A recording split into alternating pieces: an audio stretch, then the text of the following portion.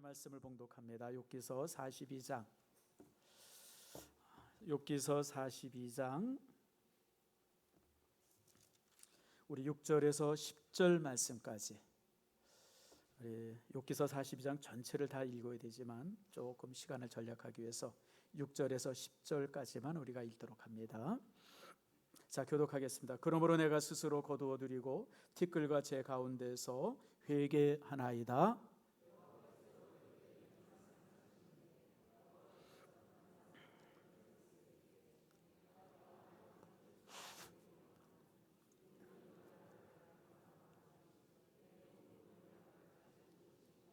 그런즉 너희는 수소 7과 수량 7을 가지고 내 종 욥에게 가서 너희를 위하여 번제를 드리라. 내 종 욥이 너희를 위하여 기도할 것인즉 내가 그를 기쁘게 받으리니 너희가 우매한 만큼 너희에게 갚지 아니하리라. 이는 너희가 나를 가리켜 말한 것이 내 종 욥의 말같이 옳지 못함이라.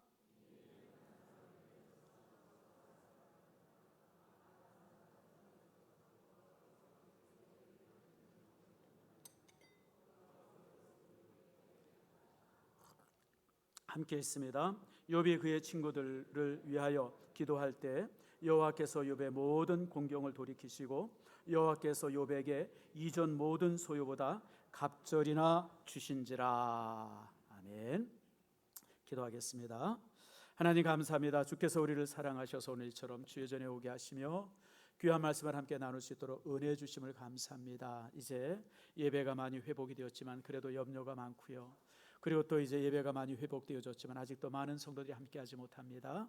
하나님께서 저들을 붙들어 주시고 우리가 조심하지만 그러나 겁은 내지 않도록, 그래서 주 앞에 우리가 정말 다음 주일은 예배 회복주일이오니 우리가 모두가 주의 전에 나와서 마음껏 예배할 수 있는 축복의 날 되게 해 주시옵소서. 오늘 이 시간 말씀을 들을 때 하나님께서 우리를 감동시켜 주시고 우리를 주 안에서 복되게 허락해 주시옵소서. 모든 것 주 앞에 감사드리고 예수님의 이름으로 기도드립니다. 아멘. 여러분 살면서 제일 중요한 게 뭘까요? 팍 머리에 떠오르죠. 돈. 누가 그런 얘기 하더라고요. 벼락이라도 맞으면 좋으니까 돈벼락 한번 맞았으면 좋겠다고. 뭐 이제 워낙 또 이제 돈에 원수가 진 분이 있고 그래서 그럴 수도 있어요. 근데 제가 살아보니까요, 물질보다 모든 것보다 더 중요한 것이 뭐냐면 관계예요. 관계, 사람과의 관계, 하나님과의 관계. 또 물질도 사실 관계입니다. 물질도 관계죠. 또 가정도 관계입니다. 사실 이 관계가 깨어지면 아무리 뭐 이런 것 저런 게 있어도요 불행합니다. 그러니까 그 사람이 직장 생활에 행복한가라고 하는 걸 알아보려면 월급을 얼마 받냐가 아니라 직장 안의 동료들과 얼마나 관계가 좋은가, 그걸 보면 알 수 있어요. 가정 안에서도 행복한가를 보면 가정 안에서 부부 사이 또 부모와 자녀들 사이에 얼마나 관계가 좋은가, 이걸 보면 행복을 측정할 수 있어요. 교회도 마찬가지예요. 교회도 보면 이제 외톨이들이 있어요. 독립군처럼. 그런 사람은 참 교회 생활을 통해서 행복하지 못해요. 아무리 설교를 잘 듣고 기도를 잘해도요, 교회는 외톨이는 행복하지 않습니다. 그러나 교회 안에서 이제 좋은 관계를 갖는 사람들 있잖아요. 성도들과 그런 사람들은 교회가 너무너무 행복해요. 너무너무 좋고. 사실 저도 이제 한 3달 동안 우리 성도들과 이제 관계가 끊어졌잖아요. 딱 5층에 그냥 정말 이렇게 딱 갇힌 듯이 신방도 못하고, 사실 원래대로 하게 되면 이제 4월달, 5월달, 6월달 이 기간은 제가 이제 목장을 신방하는 주간이에요. 그래서 이제 목장들 신방에서 이제 그 가족들을 보고 막 이러는 귀한 주간인데 그걸 못하고 다 그냥 갇혀 있으니까 정말 너무너무 힘들더라고요. 몸은 편한 것 같은데 마음은 그냥 항상 부담스럽고 뭔가 좀 이렇게 그냥 불안하고, 참 이렇게 참 그런 걸 보면서 참 인간에게 있어서 관계라는 게 얼마나 참 중요한가, 참 그런 생각을 해봅니다. 여러분 한문으로 관계를 쓰면 그 관자가 무슨 관자인지 아세요? 관계할 때 그 관자, 한문은 다 알죠? 그게 무슨 관자냐면 빗장 관자입니다. 빗장. 그러니까 대문에 빗장을 딱 걸어 잠근 거, 그게 관자예요. 그리고 계자는 이제 걸릴 게, 다시 말하면 이어준다, 그런 뜻입니다. 저는 그게 처음에 한문의 한자를 이렇게 보면서 이게 왜 빗장 관자일까? 관계라고 하는 것이 사람과 사람과 이렇게 막 이렇게 통하는 건데 이게 관자를 그렇게 쓰더라고요. 그래서 참 신기하다 그러고 이런 걸 저런 걸 찾아봤어요. 근데 여러분 이 재미난 게요. 중국 이게 한문이 이제 중국에서 나온 것 아닙니까? 중국이 성들은 다 성이에요. 큰 성. 근데 국경에 세워진 성들은 항상 관자를 붙여요. 그러니까 여러분 잘 아는 것처럼 이제 중국의 가장 서쪽에 있는, 그러니까 그걸 딱 넘어가면 이제 중앙아시아가 나오는데 그 중앙아시아가 나오는 맨 끝에 성 이름이 뭐냐면 가욕관이에요. 가욕성이 아니에요. 가욕관. 그리고 중국의 맨 동쪽에 있는 성이 뭐냐면 산회관이에요. 제가 이제 사진을 봤는데 저 위에 붉은 빛이 있는 게 가욕관입니다. 저게 중국의 맨 서쪽에 있는 거예요. 그래서 저기를 넘어가면 이제 그때부터는 서역입니다. 그리고 이제 여기 이제 오른쪽 끝에 있는 곳은 뭐냐면 이제 산회관입니다. 이 산회관은 어디에 있냐면 발에 있는 데 있어요. 북경에서 한 차 타고 한 7, 8시간 이 북쪽으로 올라가면 거기 산회관이 있는데 그 산회관이 이제 이렇게 딱 거기 있어가지고 그게 저기 이제 이 어디까지 이 성이 있냐면 바다까지 성이 이렇게 쭉 있어요. 그래서 이 가욕관에서 산회관까지 쭉 성을 이었어요. 그러니까 중간에 관들을 이제 몇 개가 돼 있겠죠. 그 이은 성들이 뭐냐면 만리장성이에요. 자, 여러분 이제 이해가 되죠. 그러니까 이제 이 중간에 있는 게 이제 만리장성인데 저 만리장성은 이 관과 관을 이 성으로 이어주는 거예요. 이게 계입니다. 그러니까 이게 무슨 뜻이냐면 중국이 옛날에는 이 북쪽은 누가 살았냐면 이제 만주족들, 흉노족들, 그 다음에 또 무슨 뭐 이렇게 청나라 여진족들, 뭐 이런 이제 중국의 그런 이제 유목민들이 살았잖아요. 이런 유목민들이 항상 남쪽으로 쳐들어 내려왔어요. 그러니까 저런 관이라고 하는 무슨 가욕관이라든지 산회관이라든지 이런 관관의 성을 쌓고 그 중간에 이렇게 쭉 성을 이었어요. 이게 이제 만리장성인데 이게 잘 이어져 있으면 편안한 거예요. 안전한 거예요. 근데 만약에 이게 무너져 버렸어요. 이게 확 무너지면 그냥 그 무너진 틈으로 그냥 몽고군들, 그냥 무너진 틈으로 여진족들, 무너진 틈으로 흉노족들, 말갈족들, 거란족들 그냥 쳐들어오면 그냥 중국 땅은 완전히 쑥밭이 되는 거예요. 실질적으로 여러분 중국 사람들은 농사 짓는 사람들이잖아요. 그러니까 이 유목민들의 거셈을 이길 수가 없어요. 유목민들은 막 겁나는 사람들 아닙니까? 그냥 말 타고, 저도 중국에 한번 가봤더니 저기 몽고에 가봤더니 그 몽고 사람들 이야 체격이라든지 말 타고 이런 거 보니까 제가 그래서 몽고 사람들 말 타는 거 보면서 그런 생각을 했어요. 야, 저 사람들이 양쪽에 칼 들고 말 타고 그냥 막 덤비면 그냥 뭐 대항할 방법이 없겠구나. 예전에 몽고군이 내려왔을 때 그랬겠구나. 그런 생각을 해볼 정도로 참 그랬었어요. 그러니까 이 성과 성이 잘 연결되어져 있어가지고 탄탄한 성을 짓고 있으면 안전해요. 근데 이게 성이 무너지면, 사실 그래서 명나라가 무너지거든요. 여러분 명나라가 어떻게 무너지냐면 그 당시 명나라가 이제 이렇게 북경이 수도였었는데요. 그 산해가를 누가 지키고 있었냐면 오삼계라고 하는 아주 유명한 장군이 지키고 있었어요. 근데 이 오삼계라고 하는 장군은 누구도 청나라 사람들도 그렇게 무서웠던 장군이었었는데 이 오삼계가 그 당시 이제 뭔가 좀 문제가 있어가지고 오삼계가 그냥 성문을 열어줘 버려요. 그래가지고 그 성문을 통해가지고 청나라 군대가 팔기군이라고 그러죠. 물 밀듯이 내려와가지고 그냥 여러분 북경이 그냥 하루아침에 함락이 돼버렸어요. 그래서 중국 사람들은요 가장 중요하게 여기는 단어가 관시라 그래요. 관시가 관계를 말해요. 관계가 잘 돼 있으면 항상 안전하고 평안하다. 근데 관계가 무너지면 삶이 불안하고. 근데 여러분 이게 중국 사람 얘기 아니라 우리 모두의 얘기예요. 여러분 우리가 가정도 보세요. 부부와의 관계, 부부와 자녀들의 관계, 이게 무너지면 모든 게 불안하고 안 되잖아요. 직장도 마찬가지예요. 여러분들 동료들끼리 뭔가 격이져 있으면요 회사 가기 싫어요. 여러분들 학교 생활도 마찬가지고 모든 것이 그래서 관계가 굉장히 중요해요. 그래서 제가 후배 목사들이 제게 찾아와서 이제 목사님 목회가 뭡니까? 이렇게 저렇게 물어보면 제가 항상 하는 얘기가 그거예요. 목회는 관계다. 하나님과의 관계, 성도들의 관계를 얼마나 잘 갖느냐. 그게 목회의 가장 중요한 점이다. 제가 그런 얘기를 후배들한테 굉장히 많이 해줘요. 그런 면에 있어서 이제 저는 여러분들이 알다시피 관계를 잘하는 사람 중에 하나예요.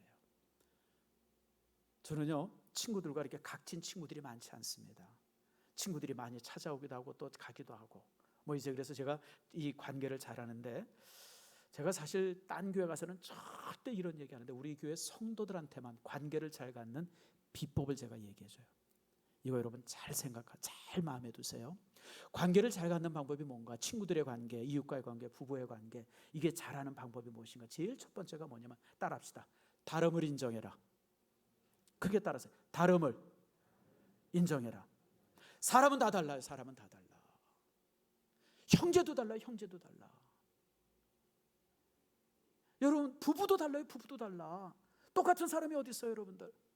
이 땅에 70억의 인구가 있는데요, 70억의 사람들이 다 달라요. 다 달라. 작년에 이제 싱가포르에서 미국의 대통령이랑 뭐 김정은이랑 만난다 그래가지고 이제 대단히 뭐 이제 해프닝이 한번 있었잖아요. 그때 이제 김정은이 닮은 사람이 막 다니면서 뭐 사진 찍어주고 막 그랬던 거 여러분 기억나죠? 한번 물어봅시다. 그때 김정은이 닮았다고 막 와서 왔다 갔다 했는데 뭐만 닮았어요? 내가 보니까 살찐 것만 닮았어요. 머리 깎은 거하고 달라요, 여러분들. 여러분 참 신비한 것 중에 하나가 그거예요. 이목구비라고 그러잖아요. 눈, 코, 입, 귀, 머리, 뭐 요 작은 판 하나인데 70억이 다 달리다는 게 난 너무너무 신기해요. 근데 여러분 얼굴만 다른 게 아니라 성품도 다르고 태도도 다르고 모든 게 달라요. 다른 걸 인정해야 돼요.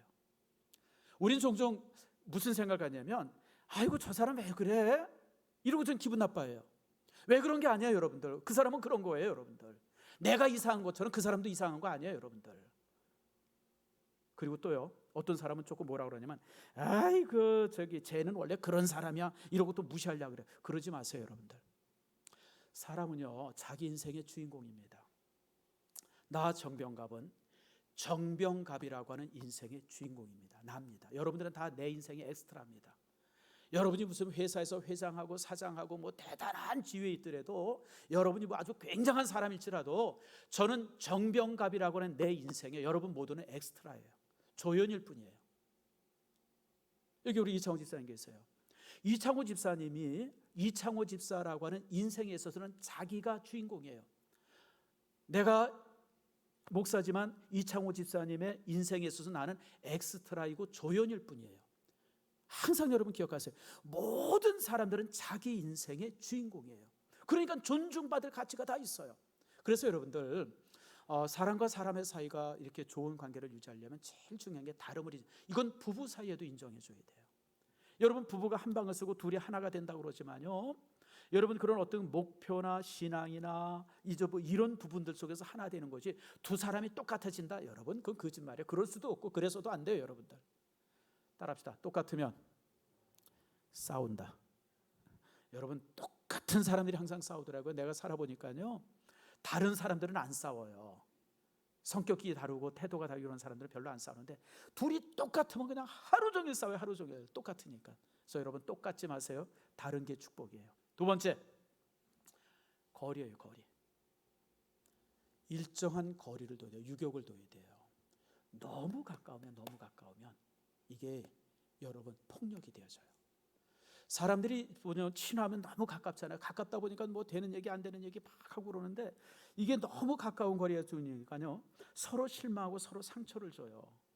그리고 이게 가까운 게 폭력이 됩니다. 폭력이 돼요. 자, 우리 유영준 집사님 저랑 가까워요. 사실은 안 가까운데 예를 들려서 가까워요. 가깝다고 예를 듭시다. 근데 둘이 다 가까워요. 그냥 아삼육이 돼가지고 너무 가까워요. 그런데 이렇게 가깝다 보면 주변의 사람들이 이 틈에 들어와요, 못 들어와요? 못 들어와요, 여러분들. 내가 유 집사랑 되게 친한데 어느 날 이렇게 보니까 유 집사가 이창호 집사랑 너무 친하게 지내요. 그럼 내가 속에 무슨 생각까지? 기분 되게 나빠. 나랑 친한 줄 알았더니 저 사람이랑 더 친하네? 이렇게 돼버려요. 그래서 여러분들 이게 인간관계에서 참 중요한 게 유격을 갖는 거예요. 아무리 가까워도 어느 정도 거리를 꼭 둬야 돼요. 그래야 서로 상처받지 않아요. 사실 욥의 이 욥기서 전체가 이 두 가지가 문제가 있었던 거예요. 뭐냐면 욥의 친구는 자기 생각들을 가지고 욥을 비판하는 거예요. 욥의 친구들의 생각은 뭐예요? 이런 큰 환난은 죄 때문에 오는 것이야. 당연해. 그건 자기 생각이야. 그러니까 욥도 너 마찬가지야. 자기랑 똑같다고 생각하는 거예요. 근데 여러분, 인생은 다 달라요. 나는 그렇게 생각하지만 욥의 경우는 전혀 다를 수가 있어요. 그걸 욥의 친구들이 인정을 안 하는 거예요. 그러니까 막 욥의 친구들을 향해, 욥의 친구들이 욥을 그냥 그렇게 채근하고 야단치고 책망하는 거예요. 그리고 또 여러분, 아무리 친해도 할 말 있고 안 할 말이 있죠. 내가 볼 때 욥의 친구가 욥을 향해서 안 할 말조차도 막혀요. 그냥 너무 친하니까. 내가 널 너무 사랑하니까 내가 이 말하는 거야. 그러면서 얘기를 하는데 그 말들이 한마디 한마디가 다 욥의 심장에 그냥 막 못을 박는 거예요. 그래서 여러분, 친구들과 오랫동안 좋은 교제를 하려면 첫 번째가 뭐냐면 다름을 인정하고 존중해 줘야 돼요. 그 다른 걸 존중해 줘야 돼요. 잘나면 잘난 대로, 모자라면 모자란 대로, 이상하면 이상한 대로. 왜냐하면 그 사람은 그 사람 삶에 있어서 그 삶의 주인공이기 때문에 그래요. 그리고 두 번째로는 여러분, 거리를 항상 두세요. 가까우면 가까울수록 거리를 두세요. 정말 저 사람이랑 내가 평생을 친구하겠다고 그러면 더욱 거리를 두세요. 이게 무너지면 여러분, 우정도 같이 무너집니다. 그래서 여러분들, 저는 사실 그래서 제가 인생을 살면서 이 두 가지를 굉장히 조심스럽게 실행하고 살아요. 아무리 친한 친구도 어느 선 이상까지는 제가 가까이 못 오게 합니다. 그래야 그 친구랑 평생의 우정을 가질 수 있기 때문에 그래요. 아무리 좀 모자란 친구고 이상한 친구라도 아유, 쟤는 왜 저래? 저는 그런 얘기 하지 않습니다. 아유, 그럴 수 있지. 사람이 다 그런 거지. 뭔가 다른 이유가 있을 거야. 그러다 보니까 큰 문제 없이 이제 이렇게 살아요. 사실 욥기서 전체는 여러분 말씀드린 것처럼 이런 관계가 무너진 거예요. 욥이 친구의 관계가 무너지죠. 여러분, 가족 간의 관계가 무너지죠. 그리고 또 여러분, 물질과의 관계도 같이 무너지잖아요. 또 하나님과의 관계조차도 무너져요. 전주에 제가 설교했던 것처럼 욥이 뭐라 그래요? 내가 하나님 앞에 가서, 욥기서 23장에 내가 하나님 앞에 가서 하나님한테 내가 나 자신을 변호하겠다고 그러잖아요. 하나님과의 관계도 무너진 거예요. 그러다 보니까 이 관계의 무너짐 속에서 욥기서 전체의 이런 그 내용들이 만들어졌음을 여러분 기억하세요. 자, 그런데 이제 욥기서 42장을 오늘 읽었습니다. 드디어 회복이 됐어요. 근데 이 회복도 참 재밌어요. 제일 먼저 회복된 게 누구의 관계예요? 하나님과의 관계가 회복이 됩니다. 자, 오늘 5절 말씀 한번 읽어봅시다. 5절 한번 다 같이 읽어보세요. 시작. 내가 주께 대하여 귀로만 듣기만 하였사오나 이제는 눈으로 주를 배움나이다. 참, 여러분, 욥은 참 복받은 사람이에요. 우리가 대부분의 신앙이 경험적 신앙을 갖기가 참 어려워요. 대부분 설교를 듣고 말씀을 읽고 뭐 이러면서 우리가 신앙을 갖잖아요. 근데 욥은 그렇게 신앙생활하다가 드디어 하나님을 대면했어요. 하나님을 만났어요. 하나님을 경험했어요. 얼마나 큰 복이에요. 하나님의 관계가 회복이 되어진 거예요. 이 하나님의 관계가 회복되어지면서 동시에 또 여러분, 이 사람과의 관계가 회복이 되어져요. 여러분, 9절 말씀에 보니까 이제 욥과 욥의 친구들이 서로 용서하고 이러면서 이제 이렇게 사람의 관계가 회복이 되잖아요. 그리고 또 이제 그런 사람의 관계가 회복되어지면서 그 다음에 회복되어지는 관계가 뭐냐면 여러분, 이 가족의 관계가 회복이 되어져요. 가족의 관계. 욥이 다시 이제 이렇게 가정을 이루게 되어졌고 그 가정 속에서 욥이 이제 10명의 자녀를 다시 얻게 되지 않습니까?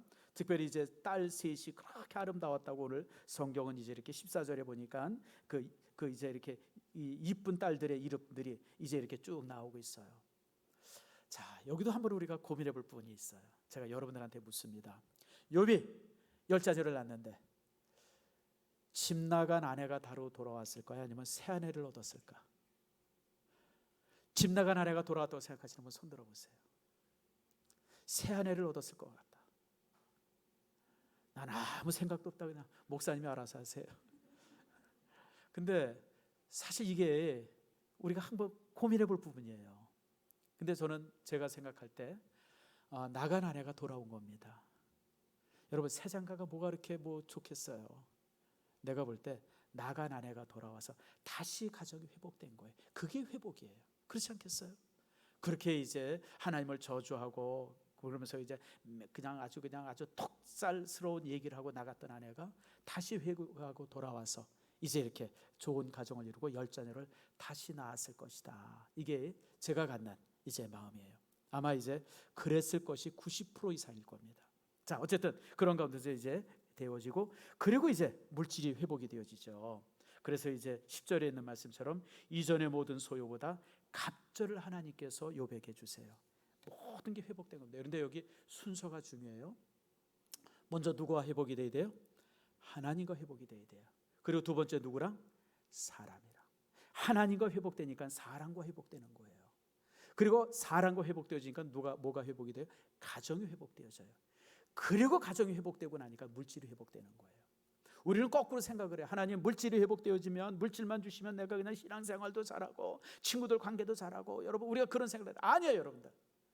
하나님께서는 하나님과의 관계가 먼저 회복되라고 오늘 우리에게 요구하십니다. 자, 그래서 이렇게 회복이 됐어요. 자, 그런데 오늘 본문에 제가 여러분들에게 설교하고자 하는 내용은 이 회복의 부분이 아니라 어떻게 회복됐느냐라고 하는 거예요. 이게 중요한 거예요. 여러분, 회복은 너무너무 좋은 거예요. 여러분, 하나님과의 관계가 회복돼서 얼마나 좋아요. 이웃과의 관계, 사람과의 관계가 회복됐어요. 얼마나 감사해요. 그런데 어떻게 했길래 그것이 회복되냐. 실제 왜냐하면 우리가 인생을 살면서 뭔가 관계가 무너지고 관계가 깨져서 평생 동안 가는 사람들이 있어요. 친구과의 관계가 무너져가지고 평생 동안 말 안 하고 사는 사람들이 있고요. 여러분, 뭐 가족과의 관계가 무너져가지고, 제가 재작년에 어떤 장례를 참여했는데 며느리가 안 왔어요. 어머니 장례인데. 근데 뭐 30년째 안 왔대요. 뭔가 이렇게 결혼 초에, 신혼 초에 뭔가 이렇게 갈등이 있었는데 그때부터 관계가 끊어지면서 심지어는 장례 때도 안 온 걸 내가 봤어요. 야, 사람 참 무섭다. 아니, 돌아가셨으면 그래도 거기는 와야 되는데, 거기조차도, 애들은 왔는데, 남편이랑 애들은 왔는데 며느리가 그 장례까지 참석하는 거 봤어요. 야, 난 정말 무서운 사람 봤어요. 죽음도 용서하지 않는, 참 그런 걸 보면서 실제 여러분, 이게 어떤 사람들의 예지만 실제 여러분 그럴 수 있어요. 평생 동안 각이 져가지고, 평생 동안 서로 원수가 돼가지고. 물질도 마찬가지예요. 사실 물질의 관계가 이렇게 잘, 이런 사람들이 물질의 복을 받는데, 물질도 풍요한데, 이게 물질도 뭔가 이렇게 각이 져지면 여러분 그냥 아무리 노력하고 애써도요, 아무리 땀 흘려도요, 손에 들어오는 게 없어요. 돈에 들어오는 게. 물질과의 관계가 무너져 있어서 그래요. 그래서 사실 이런 영적인 관계들이 회복이 돼야 여러분 물질의 쌓임도 있고요, 여러분 이렇게 되어지는 거예요. 자, 그런데 이게 저절로 되어진 것이 아니라고 하는 것이 오늘 성경입니다. 오늘 성경은 관계가, 무너진 관계가 회복되기 위해서는 세 단계가 필요하다는 걸 우리에게 알려주고요, 여러분 오늘 제가 여러분에게 말씀드린 이 세 단계는 모든 무너짐의 관계에 있어서 세우는 원칙이 됩니다. 그래서 여러분들 오늘 제가 말씀드린 이 세 가지는 평생을 기억하세요. 평생 동안. 자, 그러면 첫 번째가 무엇이냐? 6절입니다. 자, 6절 말씀을 같이 한번 읽어봅시다. 시작. 그러므로 내가 스스로 거두어드리고 티끌과 제 가운데서 회개하나이다. 자, 여러분, 우리가 이제 7절 말씀도 있고 8절 말씀도 읽고 또 이제 9절 말씀도 우리가 쭉 보아서 알지만, 사실 여러분 이제 욥이 그렇게 잘못했어요, 안 했어요? 욥이 큰 죄 졌어요, 안 졌어요? 욥이 안 졌어요. 오늘 본문의 말씀에 보니까 하나님께서 욥의 친구들을 야단쳐요. 너희들이 옳지 못하다. 나에 대해서 얘기한 것이 옳지 못했고, 욥기에 얘기한 것이 볼 때 욥보다 너희들이 옳지 않았다. 그러면서 하나님께서 욥의 친구들을 막 책망해요. 어떻게 생각하면 욥은 무죄하다고 하는 사실을 하나님께서 인정한 것 같아요. 그런데 욥은요, 하나님 앞에 처절하게 회개해요. 하나님, 내가 죄인이었습니다. 내가 죄인이었습니다. 우리가 참 억울한 게 이런 거예요. 참 우리가 어떤 문제에 있어서 나는 아무 잘못이 없는데 문제가 꼬여지고 막 그러고 막 그런 게 있어요. 나는 거기에 무슨 말도 하나 더한 것이 없고 내가 무슨 뭐 잘못한 것도 하나도 없는데 괜히 그냥 내가 어떻게 그냥 물려 들어가가지고 그냥 막 곤란을 당할 때가 있어요. 그럴 때 나는 죄가 없습니다. 나는 뭐 절대 잘못한 것도 없습니다. 그러지 말라는 거예요. 의인은 없나니 뭐예요? 하나도 없다. 이게 성경입니다. 우리가 어떤 내 주변에 문제가 생기고 내 몸에 어떤 일이 생기면 제일 먼저 해야 될 것이 있다고 그러면 첫 번째가 내가 먼저 회개하는 거예요. 하나님, 내가 죄인입니다. 무엇인지 모르지만, 어디에서 그랬는지 모르지만 내가 죄인이었습니다. 하나님, 나를 용서해 주세요라고 기도해야 돼요. 이것이 문제를 해결하는 첫 번째 발자국입니다. 나는 괜찮아, 나는 의로워, 내가 문제가 전혀 없는데, 이러고 우리가 끝까지 버티고 있으면 어떤 문제도 해결되지 않아요. 여러분들, 끊어진 관계, 무너진 관계가 이어지기 위해서는 제일 먼저 필요한 것이 있으면 회개하는 겁니다. 그래서 우리가 여러분 항상 예배드리러 나올 때, 기도할 때 제일 먼저 하나님 앞에 회개하는 이유가 그래서 그래요. 내가 한 주간 정말 잘 살았어요. 하나님 앞에 정말 잘 살았어요. 그럼에도 불구하고 우리가 예배하러 나와서 제일 첫 번째 기도하는 것은, 하나님, 내가 혹시 부지 중에, 모르는 중에 내가 지은 죄가 있습니까? 먼저 회개하고 예배를 시작하는 이유가 그래서 그래요. 여러분, 그래서 모든 회개가 모든 문제 해결의 첫 발자국이라는 거 여러분 기억하세요. 어느 장로님의 얘기를 제가 전에 한번 들은 기억이 나요. 장로님인데 가정에 좀 문제가 있었어요. 장로님의 가정에 문제가 있으니까 성도들이 얼마나 손가락질해서 뭐라 그럽니까? 그냥 결국 교회를 못 나왔어요. 가정의 문제 때문에. 또 교회를 그 교회를 이제 떠났는데 보니까 뭐 다른 교회 가기도 영 찝찝해요. 그래가지고 그냥 교회를 안 다니기 시작했어요. 한 10여 년 동안 교회를 안 다녔다 그래요. 그리고 삶이 엉망이죠. 근데 어느 날 이제 술집에 가서 이제 소주를 이제 혼자 먹는데 거기까지 갔어요. 이 술집에서 술을 먹는데 그 이제 술집에 뭐라냐면 구슬하더래요. 구슬. 저쪽에서 이제 굿하고, 그런데 이제 술을 먹었대요. 그런데 막 무당이 펄펄 뛰다가 딱 자기 있는 쪽을 쳐다보면서 무당이 그러더랍니다. 여기 교회 다니는 사람 있습니까? 나가주세요. 교회 다니는 사람 때문에 신이 안 내립니다. 그러더래요. 무당의 말을 듣고 이분이 회개를 했대요. 그러니까 내가 하나님을 떠나고 교회를 떠난 지 10년이 되었는데도 여전히 하나님이 나와 함께 하시는구나. 이 사실 앞에 저가 정말 자복하고 회개하면서 그리고 새 사람이 되었대요. 저는 참 이 얘기를 들으면서 인생이 그렇구나. 뭐 이런저런 얘기, 이 핑계 저 핑계, 뭐 부인 핑계, 애들 핑계, 무슨 교회 핑계, 사람들 핑계, 이렇게 되기 시작하면 끝이 없어요. 해결할 방법이 없어요. 어디서 해결하겠어요? 문제를 풀어가는 실마리를 못 잡는 거예요. 그런데 여전히 하나님이 나와 함께 하시는구나. 이 사실 앞에 저가 울면서 회개하니까 모든 문제가 거기서부터 풀리는 거예요. 그래서 여러분, 제가 여러분에게 부탁합니다. 어떤 문제가 있거나, 가정도 마찬가지, 친구도 마찬가지예요. 모든 속에서 문제가 있거나 어떤 일이 있으면 제일 먼저 회개부터 하세요. 하나님, 내가 죄인입니다. 내가 잘못했습니다. 뭔지 모르지만 내 허물 때문에 이런 일이 우리 가정 속에, 우리 회사 안에, 우리 공동체 속에 이런 일이 생긴 겁니다 라고 먼저 내가 회개해야 돼요. 자, 그리고 이제 두 번째가 있어요. 두 번째가 뭐냐면, 이렇게 회개한 다음에, 회개가 끝이 아니죠. 그 다음 단계가 있습니다. 그것은 나를 상처 주고 아프게 한 사람들을 용서하는 게 두 번째 단계입니다. 자, 다시 말씀드리면, 하나님께서 우리 욥기서 42장 8절과 7절과 8절 말씀에 하나님께서 판단하셨어요. 너희들 세 명 너희들이 욥보다 의롭지 못하다. 너희들이 잘못한 것이다. 그리고 이제 세 친구들을 향해서 하나님께서 야단을 치셨어요. 근데 그 야단을 쳤음에도 불구하고 하나님께서 욥을 향해서 친구들을 용서하게 요구합니다. 제가 만약 이 상황이면 내가 그 세 친구들 앞에 가서 그랬을 거예요. 야, 너 들었지? 하나님께서 니들이 잘못했다 그러잖아. 너 사과해. 난 그랬을 것 같아요. 근데 욥은 안 그랬어요. 그 친구들 앞에 가서 그 친구들을 위해서 용서하면서 하나님 앞에 기도하면서 그 친구들을 위해서 예배를 드리고 있어요. 제사를 드리고 있어요. 참 이 부분이 참 이렇게 우리 성도들만이 할 수 있는 그 참 신비하고 영적인 일이에요. 세상의 모든 일들은, 세상 사람들은요 항상 복수합니다. 받은 것만큼 주려고 하는 것이 세상 사람들의 태도입니다. 그런데 여러분, 성도는 그렇지 않습니다. 성도는 내가 무엇을 받든지 간에 항상 용서할 수 있어야 되고, 아무리 상대방이 내게 미움을 던져도 우리가 사랑할 수 있어야 됩니다. 그게 성도입니다. 하나님께서 우리를 향해서 그러기를 원하십니다. 여러분, 사람만이 용서할 수 있어요. 사람만이 용서할 수 있어요. 특별히 성도들만이 용서할 수 있어요. 성도들만이. 그 이제 사람들 보면 아까도 얘기한 것처럼 그렇게 용서하지 못하는 사람들이 있잖아요. 그 사람들을 보면 그렇더라고요. 20대, 30대는 부모가 물려준 외모예요. 부모가 물려준 외모. 근데 40, 50이 넘어가면 자기가 살아온 인생이 그 사람의 외모를 만듭니다. 그래서 이렇게 사람들을 보면요, 40대, 50대 되진 사람이고 이런 사람인데 이쁜 얼굴은 아닌데 얼굴이 환한 사람이 있어요.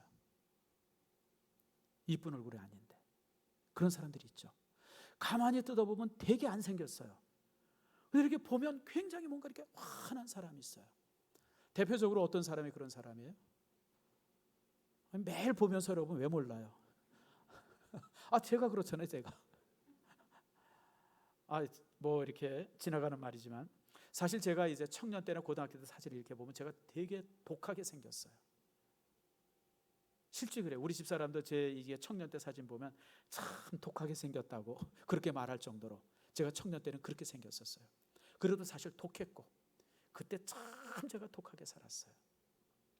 근데 제가 예수 믿으면서 목사가 되면서 이제 삶이 많이 바뀌더라고요. 이렇게 사는 게 인생이 아니구나. 뭔가 마음에 안 들어도 참고 견디고 누구 미워하지 않으려고 무척 애쓰고 아까도 얘기한 것처럼 다름을 인정하고 별나면 그런 그 사람은 그런 모양이야, 그런 성격이 모양이야. 뭐 아주 묘한 사람이 있으면 아마 그 사람은 이제 뭔가 상처가 많았던 것 같아. 뭐 이런 식으로 해가지고 항상 사람들을 그렇게 좋게 포장하면서 이해하면서 그러면서 이제 이렇게 왔어요. 그러다 보니까 여러분 놀라운 게요, 얼굴이 변해요. 얼굴이 되게 부드러워져요. 부드러워집니다. 그 다음에 여러분 몸도 건강해집니다. 사실 여러분 알다시피 저는 별로 잔병이 없어요. 저는 혈압도 없고요. 그 다음에 또 무슨 뭐 당뇨도 없고요. 조금 찐 거 외에는. 근데 뭐 잘 먹는데 어떡하겠어요. 그거 머리도 뭐 이렇게 많이 희지 않고요. 그래서 남들이 보면 굉장히 제가 건강하다. 근데 실제 제가 무슨 건강을 위해서 특별히 무슨 더 잘 먹고 뭐 이런 거 없어요. 항상 제가 좋은 마음 갖고 살려고 무진장 애를 써요. 누구 미워하지 않고 누구 싫어하지 않고 항상 그러니까 그런 것이 제 몸에 그대로 영향을 미치는 거예요. 건강하고. 그래서 여러분 왜 여러분들이 용서해야 되냐면 그것이 여러분들이 행복할 수 있기 때문에 그래요. 누군가를 용서하지 못하고 마음에 응어리짐만 가지고 그대로 살면요, 그게 독이 돼요. 독. 그 독이 누구를 죽이는지 아세요? 자기를 제일 먼저 죽여요. 그래서 얼굴도 막 망가지고 싸납고 무섭고 말 한마디 한마디에도 이제 독한 말만 그냥 탁탁 던지게 되고 우리 그런 사람들 있잖아요. 그게 왜 그래요? 그 속에 독이 들어있어서 그래요. 독이. 그러니까 그 독이 자기 자신을 죽이고 자기에게 가장 가까운 자녀들을 죽이고 자기 주변의 친구들을 죽이고 그래가지고 그냥 아주 주변을 이제 이렇게 그냥 엉망으로 만들어요. 엉망으로. 그게 왜 그러냐면 그 독 때문에 그래요. 그러나 그런 것들이 사라지면서 정말 그렇게 되어지면 여러분 정말 하나님이 주시는 축복을 누리죠. 자, 10절 말씀 보세요. 자, 10절 말씀을 읽는데 여러분 지금 볼펜을 하나 딱 들고 10절 말씀 제가 밑줄 칠했는데 그으세요. 욥이 그의 친구들을 위하여 기도할 때, 이 기도가 뭐냐면 이제 용서의 기도입니다. 용서의 기도를 할 때 여호와께서 욥의 공경을 어떻게 해요? 돌이키시고, 따라합시다. 돌이키시고. 여러분 욥이 용서할 때 하나님께서 돌이켜 주셨어요.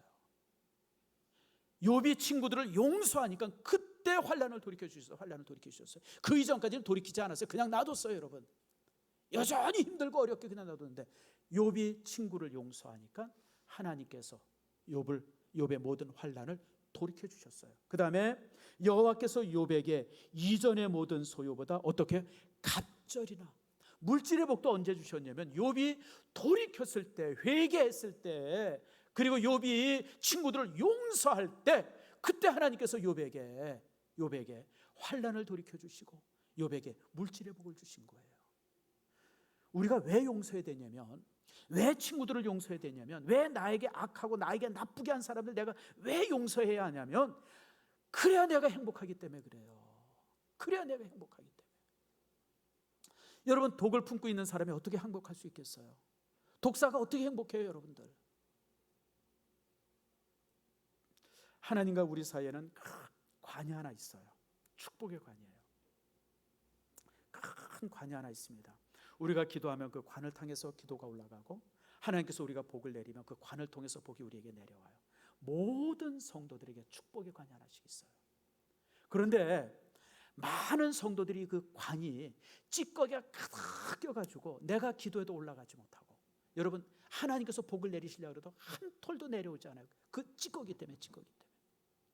자, 여러분 여기 지금 서한 아파트나 한진 아파트, 이런 아파트들이 지금 거의 한 30년 가까이 되잖아요. 그냥 수도관에 녹이 차가지고 물이 안 나와요. 물이 안 나와. 나와도 녹물이나 나오고. 그래서 수도관 다 바꾼다 이렇게 공고 쓰여 있는 걸 내가 한번 본 일이 있어요.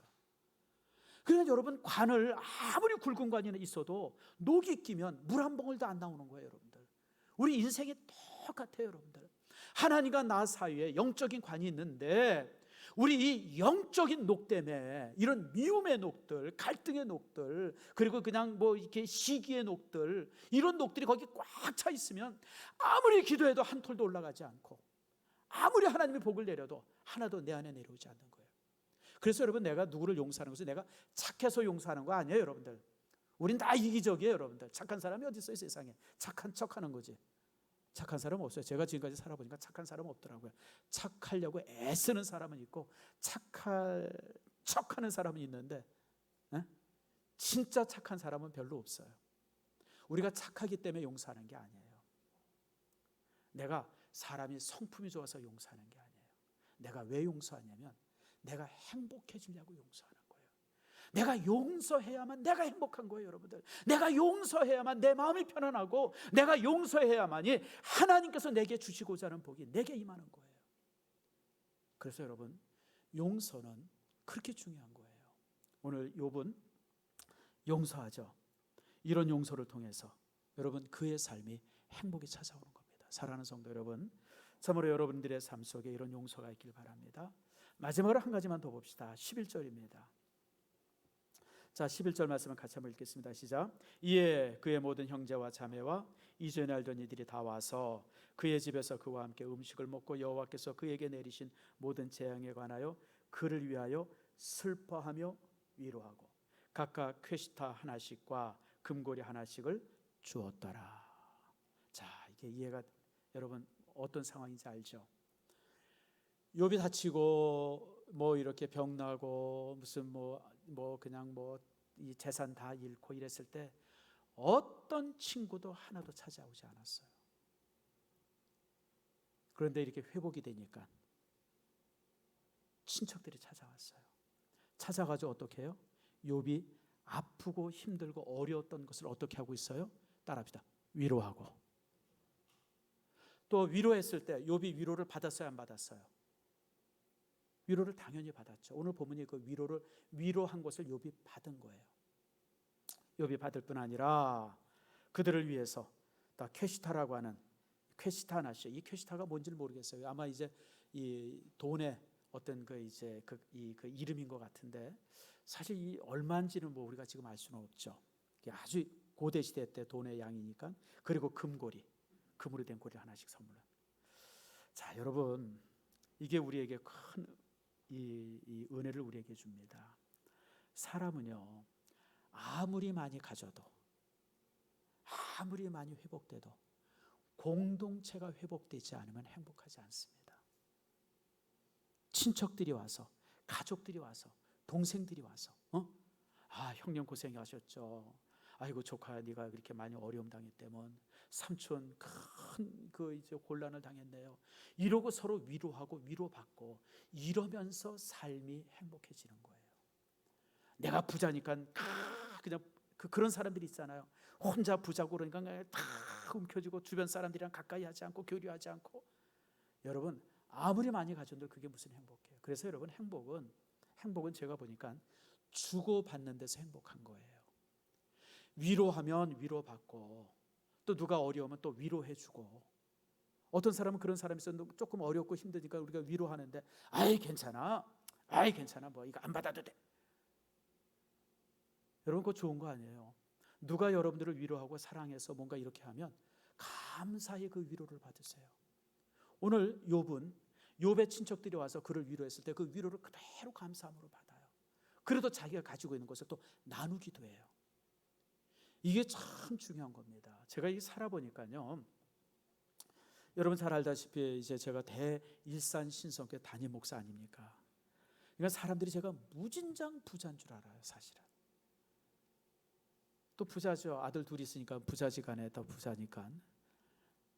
그러니까 이게 참 어떨 때는 되게 힘들어요. 요즘엔 또 힘드니까 그냥 뭐 여러 사람들이 또 연락이 많이 와요. 뭐 이런저런. 어떤 때는 참 그럴 때마다 아이고 내가 화수분이었으면 좋겠다. 화수분이라는 말 아시죠? 끊임없이 이렇게 솟아나는 샘처럼. 근데 뭐 이제 그런 게 없잖아요. 그러면서 제가 가끔 그런 생각을 해요. 이런 관계가 일방적으로 주는 관계가 아니라 주고받는 관계면 더 행복할 텐데, 제가 나누어 줄 수 있다고 하는 것이 너무 행복해요. 그건 사실이에요. 누군가 어려운 사람 있을 때 후배들이라든지 또 뭐 선교사님들이라든지 이런 분들 와서 내가 나눠 줄 때 나눠주는 것은 너무 행복하죠. 너무 행복해. 감사해요. 근데 내가 일방적으로 주기만 하는 것이 아니라 또 이렇게 내가 누구로부터 받기도 한다 그러면 그럼 더 행복할 건데, 그런 생각을 해봐요. 여러분 그렇습니다. 인생이라는 것이, 우리의 삶이라는 것이 일방적이면 안 돼요. 어떤 사람은 부자니까 그냥 아니에요. 여러분들 그렇게 하면 안 돼요. 항상 모든 관계는 주고받음이 있어야 돼요. 나눠주기도 하고 드리기도 하고 받기도 하고 또 보답하기도 하고, 이런 모습 속에서 관계가, 공동체가 아주 원만해지는 거예요. 공동체가 보면 어떤 사람은 계속 받으려고만 그러고 어떤 사람은 계속 헌신하려고만 그러면 항상 그 공동체는 깨집니다. 아무리 글러싸운 공동체도 그건 깨집니다. 근데 그 공동체 속에서 서로 주고받고 나누고, 여러분 이러면 안 깨져요. 요즘에 이제 무슨 연입니까? 정의연인가 뭔가, 거기 그 할머니들이 그냥 막 노해가지고 지금 그냥 막 그러죠. 이게 뭐예요? 아니 정신대 할머니들, 그 불쌍한 할머니들 앞세워가지고 그냥 돈 받아가지고 그냥 얼마나 치부를 했어요. 그걸 이제 할머니들이 한 거예요. 그전에는 뭐 돕는다고 그러고 도와준다고 옆에서 알랑알랑 하니까 진짜 그런 줄 알고 그랬는데, 나중에 탁 까고 보니까 그냥 자기들은 앞에다 세워놓고 별짓을 다 한 걸 보니까 지금 그냥 얼마나 그 어르신들이 지금 노해가지고 있어요. 바로 그거예요. 삶이라는 게 일방적이면 안 돼요. 베풀고 나누고 받으면 드리고, 이런 관계가 주어져야 돼요. 그래서 여러분들 요번 보니까 위로할 때 위로를 받고 그러죠. 제가 우리 교회에서 사실 우리 교회 한 가지 조금 고민스러운 것 중에 하나가 점심 식사예요. 언제부터 시작해야 되나, 이것도 이제 이렇게 고민되고, 또 하나 이제 계속되는 것이 배식의 문제가 이게 쉽지가 않아요. 이게 식사 준비하는 것은 토요일 날 나와서 이제 우리 여전도여들 5-6명 나와서 이렇게 음식 준비하는 건 아주 재밌게 잘 하시더라고요. 그건 큰 문제가 안 돼요. 근데 주일날 3부 예배 끝나고 배식하고 4부 예배 끝나고 배식할 때 이게 좀 어려운 거예요. 그러니까 왜 놓냐, 3부 예배 해달라, 4부 예배 해달라, 그러면서 이런저런 갈등들이 있는 걸 제가 알아요. 그래서 이제 그걸 종종 장로님들끼리 얘기를 하세요. 목사님 이걸 좀 어떻게 했으면 좋겠습니다 그러는데, 제가 끝까지 지금처럼 하려고 그래요. 왜 제가 그러냐면, 자 여러분, 내가 교회에서 10끼 정도의 식사를 이렇게 성도들로부터 이렇게 섬김을 받는다 그러면 최소한 한 끼는 내가 봉사해야 돼요. 이게 정당한 거예요. 내가 10번의 이렇게 이 섬김을 받으면서 한 번 하는 섬김을 싫어한다 그러면 내가 볼 때 성도답지 못해요. 그렇잖아요, 여러분들. 적어도 내가 성도들한테 이만큼의 섬김을 받으면 그만큼의 나도 섬겨야 돼요. 그래야 공동체가 건강해지는 거예요. 그래 일방적이면 안 돼요. 제가 다시 말씀드리면 그저 대접만 받으려고 그러고 그냥 대접을 하는, 여러분 그거는 일방적이죠. 그러면요 여러분, 내가 볼 때 그 공동체는 무너져요. 제가 그래서 우리 성도들, 나는 끝까지 내가 그래도 하게 하세요. 그게 교회 좋습니다. 제가 그러는 이유가 그래서 그래요. 여러분들도 마찬가지예요. 여러분들이 정말 8번 9번 교회에서 식사 대접을 받는다 그러면 한 번은 여러분들이 봉사자가 돼야 돼요. 여러분이 무슨 대단한 사람이라고 봉사만 받고 섬김만 받고 한 번도 봉사하지 않는다? 여러분 정말 잘못된 삶의 태도죠. 그렇게 살면 안 되죠, 인생을. 적어도 내가 하나님 앞에 섬김을 받는다 그러면 내가 받은 만큼 또 섬겨야 돼요. 이건 너무 당연한 거예요. 가정도 마찬가지예요. 우리 자녀들도 여기들 여러 자녀들이 있는데 부모들로부터 이렇게 섬김을 받으면 받는 만큼 부모님에게 여러분들이 또 섬겨드려야 돼요. 그래야 가정이 건강한 가정이 되는 거예요. 부모님들은 그냥 일방적으로 섬기만 하고 자식 새끼들은 그냥 일방적으로 받기만 하고, 새끼라고 해서 미안합니다만 그런 가정들이 있어요. 종종. 그러면 부모들이 너무너무 힘이 들어요. 삶도 하나도 재미가 없고. 그런 가정 되면 안 돼요. 자녀들은 부모들이 자신들을 위해서 희생한 만큼 자녀들도 뭔가 부모님에게 희생해야 돼요. 부모님에게 기쁨이 되려고 애를 써야 돼요. 그럴 때 가정이 정말 복받는 가정이 되는 거예요. 이거는 공동체도 동일해요. 교회 안에서 우리 교회 장로님들, 안수지사 권사님들 한 20여 분이 토요일 나와서 열심히 교회를 청소하세요. 어떤 때는 참 우리 장로님들이 불쌍해 보여요. 아이고, 특별히 이영 장로님 같으면 그냥 지금 뭐 칠순이 훨씬 넘었잖아요. 팔순 바라보는 분인데 한 번도 빠지지 않아요. 뭐 무릎이 아프다, 어깨가 아프다 그러셔도 항상 나와서 청소하세요. 여러분, 이영영 장로님이 뭔 죄를 많이 졌다고 그 연세 드신 장로님이 나와서 해야 돼요? 젊은 사람들은 팽팽 놀고 있고. 나는 이건 잘못됐다고 생각해요. 적어도 이영영 장로님이나 뭐 임 장로님들, 우리 교회 연세 드신 장로님들이 나와서 청소하고 막 했으면 젊은 집사들이 와서 같이 함께 해줘야 돼요. 그분들이 그러는데, 아니 그분들은 뭐 할 일 없어서 나와서 일합니까? 이해가 되시죠? 장로님들에게 감사하는 만큼 우리 집사님들도 나와서 함께 해줘야 돼요. 권사님들도. 여러분 함께 해줘요. 이런 모습이 될 때 교회는 건강한 교회가 되어지는, 건강한 교회는 목사가 만드는 게 아니라 여러분들이 만드는 거예요. 바로 오늘 이 11절에 있는 말씀처럼 주고받으면서, 섬기면서 섬김을 받으면서, 섬김을 받으면서 또 섬기면서, 이런 관계가 만들어질 때 공동체가 건강하고, 그런 공동체 안에서 내 삶이 행복한 거예요. 그래서 여러분, 오늘 이 시간에 여러분, 무너진 관계가 어떻게 회복될 수 있는가라고 하는 거 여러분들과 함께 나눴습니다. 특별히 여러분, 이 세 관계, 내가 죄인입니다라고 하는 회개 관계, 그리고 내가 아무 잘못이 없어도 내가 잘못했습니다, 내가 먼저 용서를 비는 이 자세, 그리고 공동체 속에서 섬김을 받는 만큼 내가 또 섬기는 자세, 이런 자세가 되어질 때 모든 것이 회복되어져요. 근데 이러지 않으면 여러분, 무너진 관계는 회복되지 않습니다. 그 관계 가지고 계속 평생을 살아요. 불행하게 살아요. 가슴에 독을 품고 살아야 돼요. 불행한 사람이 되어지죠.